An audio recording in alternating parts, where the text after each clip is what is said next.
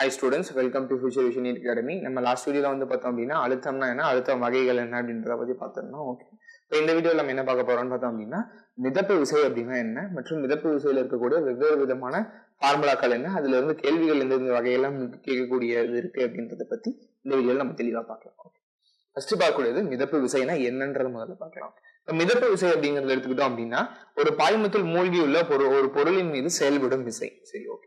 இப்ப ஒரு பாய்மம் அப்படிங்கும் போது நம்ம ஆல்ரெடி சொல்லி இருந்திருக்கோம், பாய்மம்னா என்ன, ஒரு திரவமா இருக்கலாம், இது ஒரு வாயுவா இருக்கலாம், ரெண்டுல எதுவா வேணா இருக்கலாம்.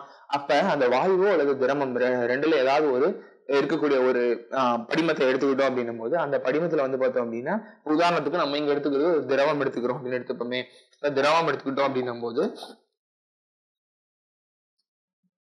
ஒரு திரவம் எடுத்துக்கிறோம் அப்படின்னும் போது அப்ப இந்த திரவத்துக்குள்ளார இருக்கக்கூடிய ஒரு பகுதியில வந்து பார்த்தோம் அப்படின்னா நம்ம ஒரு நிறை கொண்ட ஒரு பொருள் நம்ம உள்நோக்கி வந்து பார்த்தோம்னா நம்ம போடுறோம் அப்படின்னும் போது அப்ப அந்த திரவம் வந்து பார்த்தோம் அப்படின்னா அந்த பொருள் மீது வந்து ஒரு எதிர்ப்பு விசையை கொடுக்கும். அந்த விசையத்தான் நம்ம என்னன்னு குறிக்கிறோம்னு பார்த்தோம் அப்படின்னா மிதப்பு விசை அப்படின்றத குறிக்கிறோம். ரைட். அப்ப அந்த மிதப்பு விசைங்கிறது வந்து பார்த்தோம் அப்படின்னா ஒரு பொருள் இருக்கு அப்படின்னும் போது அந்த பொருள் தண்ணிக்குள்ளார கீழ் நோக்கி செல்லுது அப்படின்னும் போது அதை திருப்பி மேல் நோக்கி தள்ளக்கூடிய அந்த எதிர்ப்பு விசையத்தான் வந்து நம்ம மிதப்பு விசை அப்படின்றத குறிக்கும். ஓகே, இந்த மிதப்பு விசைனா என்ன அப்படின்றத பேசிக்கா சொல்லியிருக்கேன்.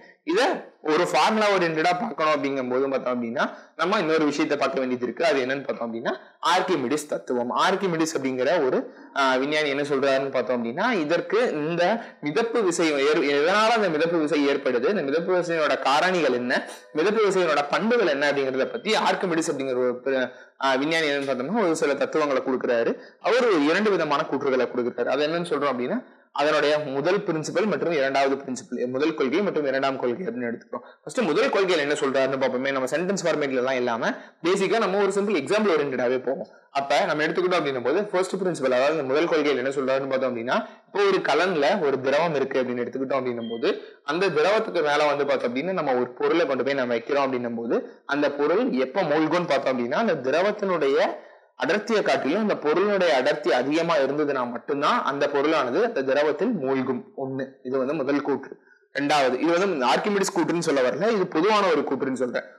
ஆர்கிமிடிஸ் என்ன சொல்றாரு அப்படின்னு பார்த்தோம் அப்படின்னா ஒரு திரவம் இருக்கு அப்படின்னும் போது திரவத்துக்கு மேல நம்ம ஒரு பொருளை நம்ம வைக்கிறோம் அப்படின்னும் போது அது ஒரு குறிப்பிட்ட அளவுக்கு வந்து பார்த்தோம் அப்படின்னா அந்த திரவத்துல அந்த பொருள் மூழ்குது அப்படின்னும் போது அந்த பொருள் எவ்வளவு தூரம் மூழ்குதோ அதே அளவிலான திரவம் வந்து பார்த்தோம் அப்படின்னா அந்த கலனில இருந்து பார்த்தோம்னா வெளியேறும். அந்த வெளியேறக்கூடிய அந்த திரவத்தை நம்ம ஏதேனும் ஒரு அளவீனங்கள் இன்னொரு கலனை வச்சு நம்ம அதை வந்து என்ன சொல்றது வெளிவரக்கூடிய அந்த திரவத்தை நம்ம பிடிச்சி அந்த திரவத்தையும் நம்ம எடை போட்டு பார்த்தோம் அப்படின்னும் போது இதுல எவ்வளவு அளவு இது இருக்கக்கூடிய அந்த திண்ம பொருளானது அந்த உள்ள அந்த பொருள்ல வந்து பார்த்தோம்னா மூழ்கி இருக்குதோ அதனுடைய அளவு வந்து பார்த்தோம் அப்படின்னா சம அளவுக்கு வந்து பார்த்தோம் அப்படின்னா வெளிவரக்கூடிய அந்த திரவமானதும் இருக்கும் அப்படின்றத முதல்ல சொன்னாரு. இதுதான் வந்து பார்த்தீங்கன்னா ஆர்கிமிடிஸுடைய முதல் கொள்கை. இந்த முதல் கொள்கை இன்னும் நம்ம தெளிவா ஒரு சென்டென்ஸ்ல சொல்லணும் அப்படின்னா இதனுடைய மூழ்கும் அளவு அதாவது வெளியிருக்கக்கூடிய அந்த பொருளுடைய திண்ம பொருளுடைய மூழ்கும் அளவுங்கிறது வந்து பார்த்தோம் அப்படின்னா எதற்கு ஈக்குவலா இருக்குன்னு பார்த்தோம் அப்படின்னா அதுல இருந்து வெளியேறக்கூடிய அதை இடம்பெயரக்கூடிய அந்த திரவத்தின் அளவிற்கு சமமாக இருக்கும் அப்படின்றத சொல்றாரு. இதுதான் வந்து முதல் கூற்று. ரெண்டாவது என்னன்னு பார்த்தோம் அப்படின்னா இப்ப ஒரு பொருள் இருக்கு அப்படின்னும் போது உதாரணத்துக்கு எடுத்துக்கிட்டோம் அப்படின்னும் போது அந்த பொருள் அதாவது அந்த பொருளை வந்து பார்த்தோம்னா ஒரு கம்பி இல்ல ஏதாவது ஒரு வளையம் இதுல வந்து நம்ம கட்டி நம்ம தொங்க விடுறோம், ஒரு திரவத்துல நம்ம தொங்க விடுறோம் அப்படின் போது இப்ப அந்த பொருளின் இடை வந்து பார்த்தோம் அப்படின்னா திரவத்துக்கு மேற்பகுதியில காற்று பரப்பல இருக்கு அப்படின்னும் போது அதனுடைய மதிப்பு ஒரு 5 கிலோ இருக்கு அப்படின்னு உதாரணத்துக்கு நம்ம எடுத்துக்கிட்டோம் அப்படின்னா அதே பொருளை நம்ம உள்ள இருக்கக்கூடிய திரவத்துல நம்ம உள்ள மூழ்கடிக்கிறோம் அப்படின்னும் போது அப்படி மூழ்கடிக்கும் போது அதனுடைய எடை வந்து பார்த்தோம்னா 3 கிலோவா குறையுது. இது ஒரு உதாரணத்துக்கு சொல்றேன், 5 கிலோ 3 கிலோங்கிறது ஒரு உதாரணத்துக்கு புரிஞ்சுக்கிற காரணத்துக்குனால. அதாவது என்ன அப்படின்னா அதனுடைய மதிப்பு வந்து பார்த்தோம் அப்படின்னா திரவத்துக்குள்ளார போகும்போது அதனுடைய மதிப்பு குறையுது அப்படின்றத சொல்றாரு. அது ஏன் குறையுதுன்னு பார்த்தோம் அப்படின்னா அந்த அளவுக்கு குறையக்கூடிய மீதி அந்த குறைஞ்சிருக்கக்கூடிய அப்ப இந்த இடத்துல குறைஞ்சிருக்கு அப்படின்னும் போது எவ்வளவு குறைஞ்சிருக்கு, 2 கிலோ எடை குறைஞ்சிருக்கா. அப்ப அந்த 2 கிலோ எடை வந்து பார்த்தோம்னா எங்க மாறுதுன்னு பார்த்தோம் அப்படின்னா வெளியே இடம்பெயர்ந்து திரவமா வெளிநோக்கி சென்றுருச்சு அப்படின்றத சொல்றாரு. அதாவது நீருக்குள்ளார வந்து பார்த்தோம் அப்படின்னா ஒரு திண்ம பொருள் இருக்கு அப்படின்னும் போது அந்த திண்ம பொருளுடைய எடை வந்து பார்த்தோம்னா சற்றே குறையும் அப்படின்றத சொல்றாரு. ஒண்ணு. ரெண்டாவது அந்த திண்ம பொருள் இருக்குங்கும் போது அந்த பொருளுடைய எடை வந்து கீழ் நோக்கி செல்லுது அப்படின்னும் போது கீழ் நோக்கி ஒரு விசை கொடுக்குது அப்படின்னும் போது அந்த விசைக்கு எதிர் திசையில வந்து பார்த்தோம் அப்படின்னா ஒரு விசை வந்து பார்த்தோம்னா அந்த திரவம் கொடுக்குது. அந்த விசை தான் வந்து பார்த்தோம் அப்படின்னா மிதப்பு விசை அப்படிங்கறத சொல்றாரு. ஓகே, இப்ப இதை எடுத்துக்கிட்டோம் அப்படின்னும் போது இப்ப இந்த பொருள் இருக்கு அப்படின்னும் போது அந்த பொருள் கீழ் நோக்கி ஒரு விதமான விசை கொடுக்குது அப்படின்றத பார்த்தோம் அப்படின்னா அந்த விசை எதற்கு சமமா இருக்கும் அப்படின்னு பார்த்தோம் அப்படின்னா அந்த விசையை வந்து பார்த்தோம் அப்படின்னா இதுல இருக்கக்கூடிய திரவம் வெளியேற்றுறதுக்கு எவ்வளவு தூரம் வேலை செய்ய வேண்டியது இருக்குதோ அந்த வேலைக்கு சமமான விசையை வந்து பார்த்தோம்னா இந்த பொருளானது கொடுக்குது அப்படின்றத நம்ம எடுத்துக்கலாமா? ஓகே, அப்ப அந்த விசைங்கிறத நம்ம எடுத்துக்கிட்டோம் அப்படின்னும் போது இப்ப இதுல இருக்கக்கூடிய அந்த எடை அப்படின்னும் போது எடைங்கும் போது நம்ம எப்படி சொல்லலாம்? மாஸ் இன்டு கிராவிட்டின்னு குறிக்கலாமா? ஓகே, மாஸ்ங்கிறது இங்க உள்ள இருக்கக்கூடிய அந்த திரவத்தினுடைய எடை. ஓகேவா? திரவத்தினுடைய எடை இன்டு அதனுடைய கிராவிட்டி, அதாவது ஆக்சலரேஷன் டியூ டு கிராவிட்டி, முடுக்கம், ஈர்ப்பு முடுக்கம்னு சொல்றோமா? ஓகே, இப்ப நம்ம இந்த மாஸ in terms of density and volume எழுதணும் அப்படின்னும் போது நம்ம மாற்றி எப்படி வைக்கலாம் அப்படின்னும் போது பயான் ஃபோர்ஸ், அதாவது மிதப்பு விசைங்கிறத பயான் ஃபோர்ஸ் FBன்றதுல குறிக்கிறோம். FB is equal to rho of fluid into volume submerged into gravity. இந்த இடத்துல நல்லா பார்க்க வேண்டிய விஷயம், ரோ அப்படிங்கிறது எதை குறிக்குது? டென்சிட்டி. இந்த டென்சிட்டிங்கிறது வந்து பார்த்தா எதை குறிக்குது அப்படின்னு பார்த்தோம் அப்படின்னா உள்ள இருக்கக்கூடிய இந்த திரவத்தினுடைய அடர்த்தியை குறிக்குது ஒண்ணு. அதே மாதிரி வால்யூம் சப்மர்ஜ்ட் அப்படிங்கிறது எதை குறிக்குது அப்படின்னு பார்த்தோம் அப்படின்னா இது வந்து திரவத்தை குறிக்குது. இங்க இருக்கக்கூடிய இந்த வால்யூம் சப்மர்ஜ்ட் எதை குறிக்குது அப்படின்றத பார்த்தோம் அப்படின்னா உள்ள இருக்கக்கூடிய அந்த திண்ம பொருளை குறிக்குது. ஓகேவா? உள்ள இருக்கக்கூடிய அந்த திண்ம பொருளுடைய வால்யூம் எவ்வளவு தூரம் உள்ள மூழ்கி இருக்குதோ அந்த மூழ்கி இருக்கக்கூடிய அந்த வால்யூம் வந்து பார்த்தீங்கன்னா குறிக்கக்கூடியது இந்த வால்யூம் சப்மர்ஜ். அண்ட் ஜிங்கிறது நமக்கு நல்லாவே தெரியும். ஜிங்கிறது என்னது? ஈர்ப்பு முடுக்கம். ஓகேவா? இதுதான் வந்து பார்த்தோம்னா ஆர்கிமிடிஸ் தத்துவம். ஆர்கிமிடிஸ் தத்துவத்தை பேஸ் பண்ணி நமக்கு மிதப்பு விசைக்கு உண்டான மதிப்பு என்ன அப்படிங்கறத நம்ம கால்குலேட் பண்ணக்கூடிய ஃபார்முலா. ஓகே, சரி. இப்ப இதுல இருந்து நமக்கு கேள்விகள் அப்படின்றத எடுத்துக்கிட்டோம் அப்படின்னா நமக்கு இதுல இருந்து நிறைய ஃபார்மேட் ஆஃப் கேள்விகள் நமக்கு கேட்டுட்டு இருக்காங்க. ஓகேவா? அதுல நம்ம ஒரு சில விதமான செட் ஆஃப் கொஸ்டின்ஸ் என்னென்ன கேசஸ் இருந்துச்சு அப்படின்னும் போது அந்தந்த கேசஸ்ல எப்படி எல்லாம் நம்ம வந்து பார்த்தோம்னா இதனுடைய மதிப்புகளை வந்து நம்ம கண்டுபிடிக்க வேண்டியது இருக்கும் அப்படின்றத பார்க்கலாம். ஓகே, முதல்ல எடுத்துக்கக்கூடியது வந்து பார்த்தோம் அப்படின்னா இப்ப மேற்பகுதியில வந்து ஒரு திரவம் இருக்கு. ஒரு திரவத்தோட சர்ஃபேஸ்ல வந்து பார்த்தோம் அப்படின்னா மேல் பகுதி வந்து பார்த்தீங்கன்னா நிலையா இருக்கக்கூடிய நிலையா ஒரு பிக்ஸ்ட் இருக்கு. அதை ஒரு கம்பியில வந்து பார்த்தீங்கன்னா கனெக்ட் பண்ணி அந்த கம்பி கீழே வந்து பார்த்தோம்னா ஒரு எடை இருக்கு. அந்த எடையை நம்ம நீருக்குள்ள வந்து பார்த்தோம்னா நம்ம செலுத்துறோம் அப்படின்னும் போது நீருக்குள்ள செலுத்தும் போது அப்ப அந்த நீரினுடைய அடர்த்தியை ரோன்னு எடுத்துக்கிட்டோம் அப்படின்னா அந்த பொருளுடைய அடர்த்தியை நம்ம சிக்மான்னு எடுத்துக்கிட்டோம் அப்படின்னும் போது அப்ப அந்த கம்பியில் ஏற்படக்கூடிய டென்ஷனின் மதிப்பு, டென்ஷனோட மதிப்பு என்ன இருக்கு அப்படின்றத நமக்கு கேட்கறாங்க அப்படின்னு வச்சுக்கிட்டோம் அப்படின்னா நம்ம அதை எப்படி கால்குலேட் பண்ணலாம்? இப்ப இந்த நம்ம ஒரு சிஸ்டம் நம்ம இதை கன்சிடர் பண்ணிக்கிட்டோம் அப்படின்னா இப்ப இதுல இன்னொரு விஷயம் கொடுத்துட்டாங்க. இந்த பிளாக்கோட டென்சிட்டி, அதாவது உள்ள இருக்கக்கூடிய இந்த திண்ம பொருளுடைய அடர்த்தி திரவத்தினை காட்டிலும் அதிகமா இருக்கு அப்படின்னு கொடுத்துட்டாங்க. நம்மளால தெரியுமே திண்ம பொருளுடைய அடர்த்தி அதிகமா இருக்கும் போதுதான் வந்து பார்த்தோம் அப்படின்னா அந்த நீருக்குள்ளார அந்த பொருள் வந்து முழுமையா முழுக முடியும். ஓகேவா? அப்ப இந்த ஸ்டேட்மெண்ட் இங்க வந்து அவங்க சொல்றது நம்ம ஒரு பாயிண்டா எடுத்துக்கிட்டோம் அப்படின்னா இப்ப இருக்கக்கூடிய இந்த திண்ம பொருள் அந்த நீருக்குள்ளார ஒரு விதமான விசையை கொடுக்குது அப்படின்னும் போது அந்த விசை வந்து நம்ம டபிள்யூன்னு எடுத்துக்கலாமா? டபிள்யூ. ஓகே, அதற்கு எதிர்ப்புறத்துல வந்து பார்த்தோம் அப்படின்னா அந்த பொருளுக்கு மேல வந்து பார்த்தோம்னா அந்த கம்பி இருக்கும் போது கம்பி டென்ஷன் ஆக்ட் ஆகுதா? ஒண்ணு. அதே மாதிரி இந்த பொருள் டவுன்வர்ட்ஸ்ல கீழ் நோக்கி செயல்படுது அப்படின்னும் போது அந்த பொருளை எதிர்க்கக்கூடிய திண்ம பொருளை எதிர்க்கக்கூடிய அளவுக்கு வந்து பார்த்தோம் அப்படின்னா சமமான அளவு நமக்கு கீழே இருந்து நமக்கு மிதப்பு விசைங்கிறது மேல் நோக்கி செயல்படுமா? கீழே இருந்து மேல் நோக்கி அந்த கொடுத்திருக்கூடிய அந்த திண்ம பொருள் மேல செயல்படுது அப்படின்னும் போது எடுத்துக்கிட்டோம் அப்படின்னா அப்ப இந்த இடத்துல ஒரு சமநிலை இருக்கும் போது வந்து பார்த்தோம்னா இதுல இருக்கக்கூடிய விசையோட கூட்டுத்தொகை வந்து பார்த்தோம் அப்படின்னா நமக்கு மாறிலி அப்படின்னு எடுத்துக்கிட்டோம் அப்படின்னா இதனுடைய மதிப்பு எப்படி இருக்கும் அப்படின்னா டென்ஷன்ங்கிறது அப்வர்ட்ல ஆக்ட் ஆகுதா? சோ இது பிளஸ் கீழே இருந்து மேல ஆக்ட் ஆகக்கூடிய இந்த மிதப்பு விசை buoyancy force FB which is equal to its வெயிட்னு எடுத்துக்கலாமா? கீழ் டவுன்வர்ட்ஸ்ல ஆக்ட் ஆகக்கூடிய வெயிட்னு எடுத்துக்கலாமா? அப்ப டென்ஷன் பிளஸ் பயான் ஃபோர்ஸ்ங்கிறது இப்பதான் பார்த்தோமே இங்க என்னது rho VG which is equal to Wங்கும்போது என்னது மாஸ் இன்டு கிராவிட்டின்னு எடுத்துக்கலாமா? மாஸ் இன்டு கிராவிட்டின்னு எடுத்துக்கலாம். அப்ப மாஸ் இன்டு கிராவிட்டின்னு எடுத்துக்கிட்டோம் அப்படின்னா நமக்கு என்ன கேட்கறாங்க இந்த கேள்வியில? மேல இருக்கக்கூடிய டென்ஷனோட மதிப்பு என்னன்னு தான் நமக்கு கேட்கறாங்க. அந்த டென்ஷனோட மதிப்பு நமக்கு வேணும் அப்படின்னா இந்த ஈக்குவேஷனை மாற்றி அமைச்சோம் அப்படின்னா tension is equal to mg minus of rho V G அப்படின்னு சொல்லலாமா? mg minus of rho V G அப்படின்றதுல குறிக்கலாம். இப்ப நமக்கு இதை எடுத்துக்கிட்டோம் அப்படின்னும் போது இன்னமும் காமனா எடுத்து நம்ம இதை சொல்லணும் அப்படின்னா which is g into m minus rho v அப்படின்னு குறிக்கலாமா? g into m minus rho v அப்படின்றத குறிக்கலாம். ஓகே, which is சாரி அப்படி குறிக்க முடியாது. ஒரு நிமிஷம்.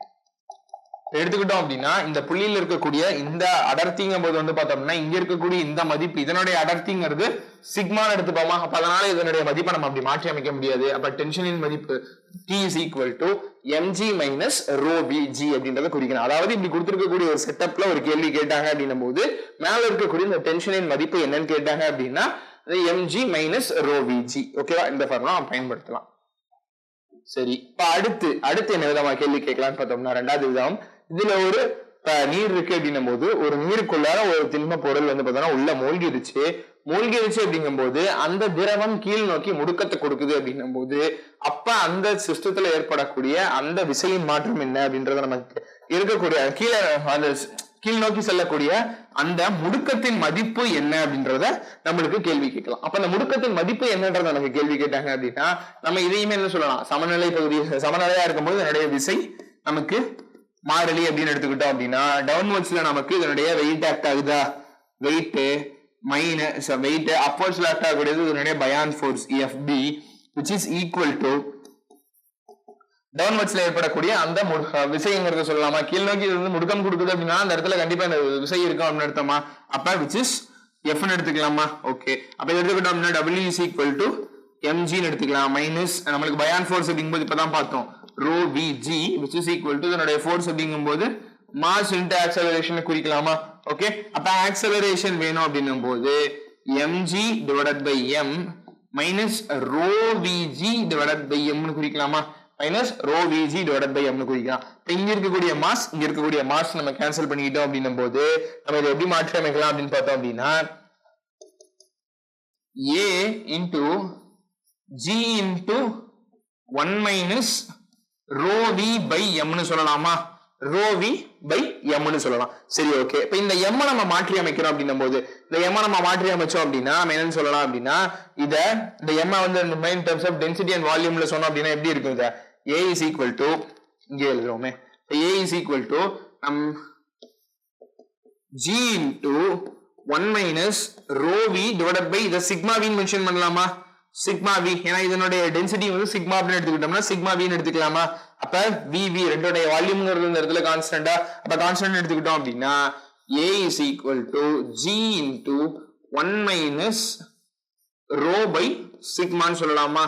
1 minus rho by sigma அப்படின்றத குறிக்கலாம். ஓகேவா, இந்த விதமான கேள்விகள் கேட்டாங்க அப்படின்னும் போது இதனுடைய இருக்கக்கூடிய அந்த கீழ் நோக்கி செல்லக்கூடிய அதோட முடுக்கத்தின் மதிப்பு என்ன அப்படின்னு கேட்டாங்க அப்படின்னா நம்ம இந்த ஃபார்முலாவை பயன்படுத்தி இதனுடைய முடுக்கம் என்ன அப்படிங்கறத நம்மளால கால்குலேட் பண்ண முடியும். ஓகே, இது ரெண்டாவது கேஸ். மூணாவது கேஸ் எடுத்துக்கிட்டோம் அப்படின்னா இப்ப ஒரு பொருள் இருக்கு, அது திண்ம பொருள் இருக்கு அப்படின்னும் போது அது ஒரு நீர் மேல இருக்கு அப்படின்னும் போது அதாவது திரவத்தின் மேற்பகுதியில் இருக்கு அப்படின்னும் போது அது எவ்வளவு சதவீதம் உள்ள மூழ்கி இருக்கு அப்படின்ற அந்த மூழ்கக்கூடிய அந்த விகிதத்தை கேட்டாங்க அப்படின்னும் போது அப்ப என்ன விதமான நம்ம கன்சிடரேஷனுக்கு வரலாம் அப்படின்றத பாக்குறோம். ஓகே, அப்ப இதனுடைய மதிப்பு நம்ம என்ன அப்படின்றத பாக்குறோம் அப்படின்னும் போது எடுத்துக்கிட்டோம் அப்படின்னா இதனுடைய மதிப்பு எப்படி இருக்கும் அப்படின்னா இப்ப இங்க ஆக்ட் ஆகக்கூடிய விசைகள் முதல்ல என்ன அப்படின்றத நம்ம முதல்ல கணக்குல கொள்ளணும். இப்ப இந்த இடத்துல ஏற்படக்கூடிய விசைகள் என்ன, இப்ப இது கீழ் நோக்கி செயல்படுது அப்படின்னும் போது இதனுடைய வெயிட் ஆக்ட் ஆகும்னு சொல்லலாமா, இதனுடைய செல்ஃப் வெயிட் ஆக்ட் ஆகும்னு சொல்லலாமா. கீழ் நோக்கி ஆகும்போது செல்ஃப் வெயிட் ஆக்ட் ஆகும். அப்ப மேல் நோக்கி போகும்போது இதனுடைய என்ன ஆக்ட் ஆகும், இதனுடைய பயான்ட் விசை அப்படிங்கிறது ஆக்ட் ஆகும்னு சொல்லலாமா. இந்த பயான் விசை ஆக்ட் ஆகுது அப்படின்னு சொல்லலாம். சரி, இப்ப இதனுடைய சமநிலையில எடுத்துக்கிட்டோம் அப்படின்னும் போது sigma f is equal to 0 அப்படின்னு எடுத்துக்கிட்டோம் அப்படின்னா இதனுடைய ஒரு மதிப்பு முதல்ல கண்டுபிடிச்சிடலாமா. இப்ப வெயிட் ஆஃப் தி பாக்ஸ் எடுத்துக்கிட்டோம் அப்படின்னா அந்த பாக்ஸோட வெயிட் எடுத்துக்கிட்டோம் அப்படின்னா என்ன சொல்லலாம், mg ன்னு சொல்லலாமா.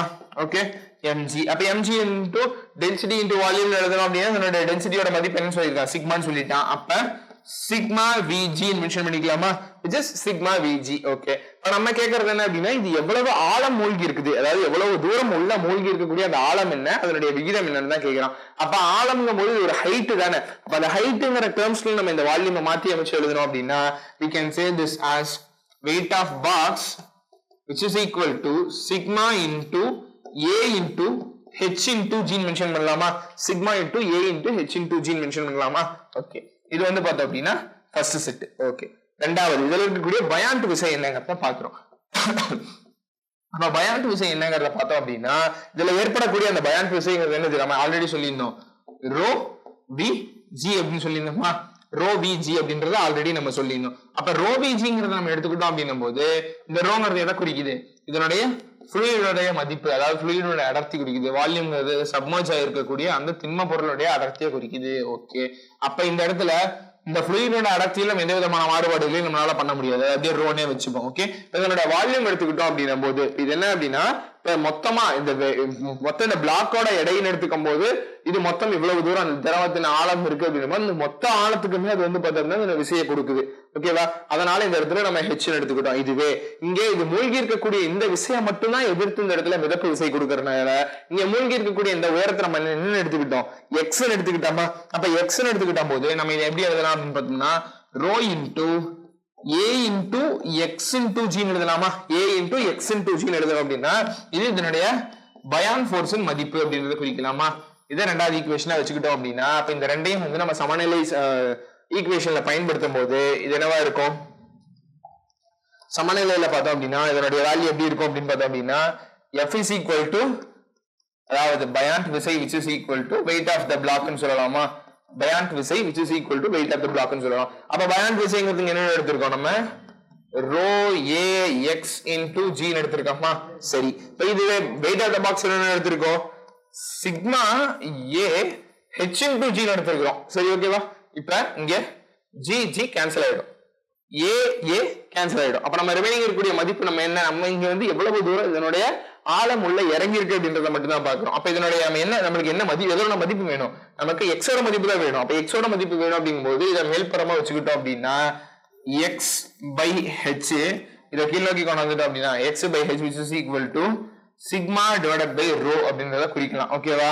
ஒண்ணு இல்ல நம்ம இந்த எக்ஸோட மதிப்பு மட்டும்தான் வேணும் அப்படின்னு எடுத்துக்கிட்டோம் அப்படின்னா எக்ஸோட மதிப்பு வேணும் அப்படின்னா H into sigma divided by rho அப்படின்ற இந்த ஃபார்முலாவை பயன்படுத்தலாம். இந்த ஃபார்முலாவை பயன்படுத்தி நம்மளுக்கு கேள்விகள் பாத்தீங்கன்னா ரொம்பவே சுலபமா நம்மளால சால்வ் பண்ண முடியும். எப்படின்னு பார்த்தோம் அப்படின்னா இப்ப உதாரணத்துக்கு ஒரு இப்ப இதுல எடுத்துக்கும் போது இந்த சிக்மா அப்படிங்கிறது திண்ம பொருளினுடைய அந்த அடர்த்தி, ரோ அப்படிங்கும் போது திரவத்தினுடைய அடர்த்தி. இப்ப இந்த எக்ஸ் அப்படிங்கிறது எவ்வளவு தூரம் உள்ள மூழ்கி இருக்கக்கூடிய அதனுடைய மதிப்பு. சரி, தனியாவே எழுதுறேனே. அந்த எக்ஸுங்கும் போது இது சப்மர்ஜ் இருக்கக்கூடிய அந்த வெயிட். ஓகேவா, சாரி, சப்மர்ஜ் இருக்கக்கூடிய அந்த ஹைட்னு எடுத்துக்கலாமா. சப்மர்ஜ் இருக்கக்கூடிய அந்த ஹைட்னு எடுத்துக்கலாம். ஓகே, இதுவே ஹெச்ங்கிறது என்னவா இருக்கும், இதனுடைய டோட்டல் ஹைட்னு எடுத்துக்கலாமா. இதனுடைய டோட்டல் ஹைட்னு எடுத்துக்கலாம் H, which is equal to sigma அப்படிங்கிறது நமக்கு அந்த சாலிடோட டென்சிட்டி, ரைட், சாலிடோட டென்சிட்டி. இதுவே ரோ அப்படிங்கிறது லிக்விடோட டென்சிட்டி, ரைட். இப்ப இதை வச்சுக்கிட்டு நம்மளுக்கு ஒரு கேள்வி கேட்கிறாங்க. நம்ம உதாரணத்துக்கு எடுத்துக்கிட்டோம் அப்படின்னும் போது ஒரு தண்ணி இருக்கு, ஒரு கலன்ல வந்துன்னா ஒரு விதமான ஒரு குறிப்பிட்ட கொள்ளளவு கொண்ட ஒரு கலன்ல பார்த்தோம் அப்படின்னா ஒரு திரவம் இருக்கு, நீர் இருக்கு அப்படின்னும் போது அந்த நீருக்கு மேல பார்த்தோம்னா நம்ம ஒரு ஐஸ் கட்டியை நம்ம பிளேஸ் பண்றோம் அப்படின்னு வச்சுக்கிட்டோம் அப்படின்னா அப்ப அந்த ஐஸ் கட்டி அந்த திரவத்துல எவ்வளவு தூரம் உள்ள மூழ்கி இருக்கும் அப்படின்றத நமக்கு கேட்கறாங்கன்னு வச்சுப்போமே. சரி, ஓகே. இப்ப நம்ம இதை கேட்கறாங்கும் போது நம்ம இன்னும் சிம்பிளா சொல்லலாம் அப்படின்னா இந்த ஃபார்முலாவே பயன்படுத்துறாங்க. கான்செப்ட் ஓரியன்டாவே போவோம். நம்ம சால்வ் பண்ணணும், உட்காந்து ஸ்டெப் பை ஸ்டெப் போடணும்லாம் இல்ல, லாஜிக்கா திங்க் பண்ணோம் அப்படின்னா இந்த கொஸ்டின் அவங்க 2 செகண்ட் அடிக்கலாம். எப்படின்னா இப்ப ஒரு லிக்விட் இருக்கு அப்படின்னும் போது நமக்கு நல்லா தெரியும் வாட்டரோட டென்சிட்டிங்கிறது என்னவா இருக்கும், 1000 kilogram per metre cube, right. Okay, இதுதான் ஐஸ் கியூப்ங்கும் போது ஐஸ் கியூப்ங்கிறது லிக்விட், அதாவது என்னன்னா தண்ணி தான். தண்ணி ஒரு குறிப்பிட்ட டெம்பரேச்சர் கொடுக்கும் போது என்ன இருக்கு, அந்த லிக்விட் அதாவது திரவமே பார்த்தோம்னா திண்மமா மாறி இருக்கு. அப்ப அதனுடைய அடர்த்தி என்னவா இருக்கும், கொஞ்சம், அதாவது என்னன்னா லிக்விட காட்டிலும் கொஞ்சம் குறைவா இருக்கும்னு சொல்லலாமா. சரி, உதாரணத்துக்கு ஒரு 900 கிலோகிராம் பெர் மீட்டர் கியூப் இருக்குன்னு வச்சுப்போமே. அப்ப வச்சுக்கிட்டோம் அப்படின்னா அப்ப அந்த தண்ணிக்குள்ள போடக்கூடிய ஐஸ் கியூப் எவ்வளவு ஆழத்துக்கு உள்ள மூழ்கி இருக்கும் அப்படின்னு கேட்டான் அப்படின்னா நம்ம ஈஸியா சொல்லிட முடியுமா.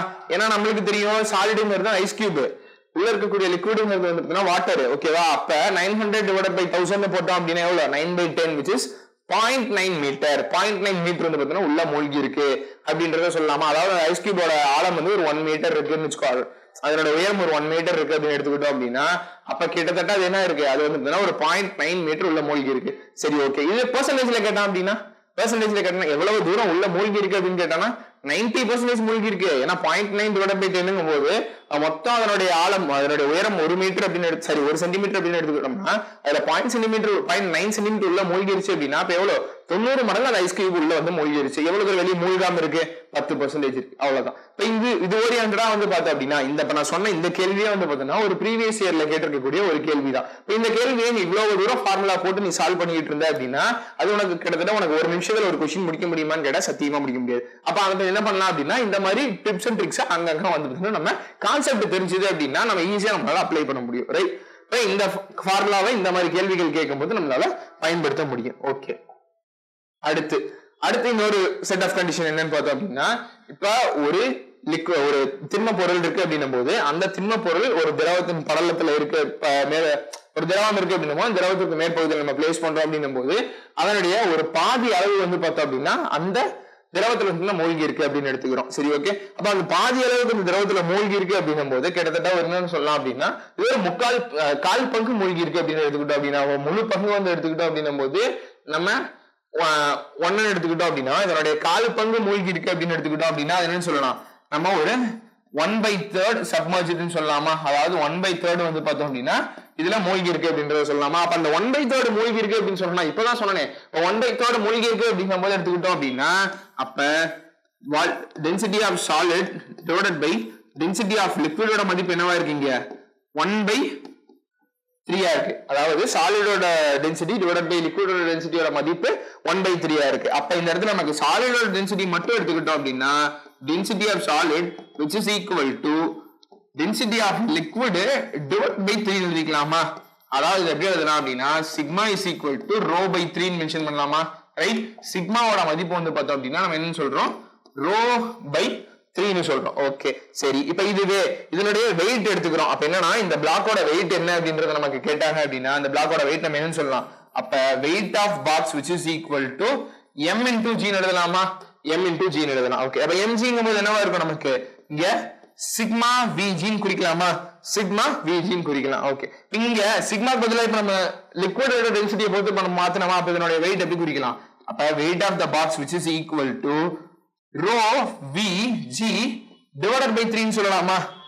rho vg divided அதாவது என்னன்னு பார்த்தோம் அப்படின்னா இந்த இருக்கக்கூடிய இதனுடைய மொத்த எடையாக வந்து பார்த்தோம் அப்படின்னா எவ்வளவு இதுல வந்து பார்த்தோம் அப்படின்னா உள்ள வந்து விசை கொடுக்குது அப்படின்னு பார்த்தோம் அப்படின்னா அந்த மொத்த விசை அதாவது மொத்த எடையில வந்து பார்த்தோம் அப்படின்னா 1/3 பங்கு தான் வந்து பார்த்தோம் அப்படின்னா கீழ் நோக்கி இப்ப வந்து விசை கொடுக்குது அப்படின்றத சொல்லலாம். ஏன்னா இதுல கால்வாசி தான் மூழ்கி இருக்கு. அப்ப இந்த கால்வாசி விசை மட்டும்தான் வந்து பார்த்தோம் அப்படின்னா கீழே கொடுக்கும் அப்படின்றத குறிக்கலாம். சரி, ஓகே, சரி. இப்ப இதுவே அதே விதமாக ஒரு திண்ம பொருளே தான் என்ன பண்றோம் அப்படின்னா திண்ம பொருள் வந்து முழுமையா மூழ்கிருச்சு. அதற்கு மேல இன்னொரு பொருள் வச்சிருக்கோம். மேல இன்னொரு பொருள் எம்ன்ற ஒரு பிளாக் நம்ம இப்ப வச்சிருக்கோம் அப்படின்னும் போது அப்ப இந்த இடத்துல ஏற்படக்கூடிய அங்க மேல வச்சிருக்கக்கூடிய அந்த பொருளுடைய எடை எவ்வளவு வச்சோம் அப்படின்னா கீழே இருக்கக்கூடிய அந்த திண்ம பொருள் மொத்தமா உள்ள மூழ்கும். இந்த எடை அந்த மேல வைக்கக்கூடிய அந்த எடையின் மதிப்பு என்ன அப்படின்னு சில நேரங்களில் நமக்கு கேள்விகள் கேட்கறது உண்டு. அப்ப அந்த மாதிரி சமயத்துல நம்ம இதனுடைய மதிப்பு எடுத்துக்கிட்டோம் அப்படின்னும் போது இதனுடைய மொத்த எடையை எடுத்துக்கிட்டோம் அப்படின்னா என்னவா இருக்கும் கீழே டவுன்வர்ட்ஸ் ஆக்ட் ஆகக்கூடிய இந்த எடை என்னவா இருக்கும் இந்த weight of block weight of box கீழே ஆக்ட் ஆகக்கூடிய இந்த வெயிட் ஆஃப் பாக்ஸ் பிளஸ் மேல இருக்கக்கூடிய அந்த வெயிட் ஆஃப் மாஸ் குறிக்கலாமா? வெயிட் ஆஃப் மாஸ் குறிக்கலாமா? ஏன்னா மேல இருக்கக்கூடிய அந்த சின்ன மாஸ் இருக்கு அப்படின்னும் போது சின்ன மாசோட வெயிட் கீழே ஆக்ட் ஆகுதுன்னு குறிக்கலாம். சரி, கீழ் நோக்கி வெயிட் ஆக்ட் ஆகுது அப்படின்னா மேல் நோக்கி அதனுடைய மிதப்பு விசை ஆக்ட் ஆகுது அப்படின்றத சொல்லலாம். which is buoyant force அப்படின்னு மென்ஷன் பண்ணலாம். அப்ப buoyant force அப்படின்னு மென்ஷன் பண்ணோம் அப்படின்னா நமக்கு தெரியும் நம்ம சமநிலையில இருக்கும்போது இதனுடைய மதிப்பு என்னவா இருக்கும் நமக்கு weight of box plus weight of mass which is equal to the buoyant force னு குறிக்கலாமா? ஓகே, அந்த weight of box க்கு பதிலா நம்ம எதை மென்ஷன் பண்ணலாம் அப்படின்னா இப்பதான் நம்ம எடுத்தோமா weight of box W box is equal to rho Vg divided by 3 ன்னு எடுத்தோமா? அப்ப அந்த வேல்யூவை நம்ம சப்ஸ்டிட்யூட் பண்ணோம் அப்படின்னா which is rho Vg divided by 3 plus இப்ப இந்த மாஸ் இந்த பிளாக் எடுத்துக்கிட்டோம் அப்படின்னா மாஸ் into gravity ன்னு குறிக்கலாமா? Mass into gravity. இப்ப buoyant force ஓட மதிப்பு rho Vg. ஓகே, அப்ப நம்ம ரெண்டு பக்கமும் வந்து பார்த்தோம்னா g காமனா இருக்குன்னு கேன்சல் பண்ணிக்கலாமா? இங்கே g இருக்கு, இங்கேயும் g இருக்கு, இங்கேயும் g இருக்கு, கேன்சல் பண்ணிக்கலாமா?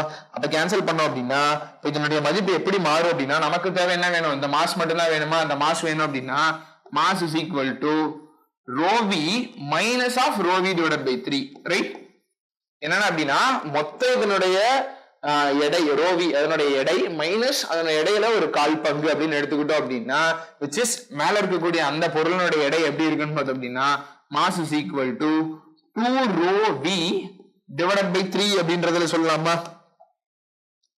2 ரோ வி டிவைடட் பை 3 எழுதலாமா?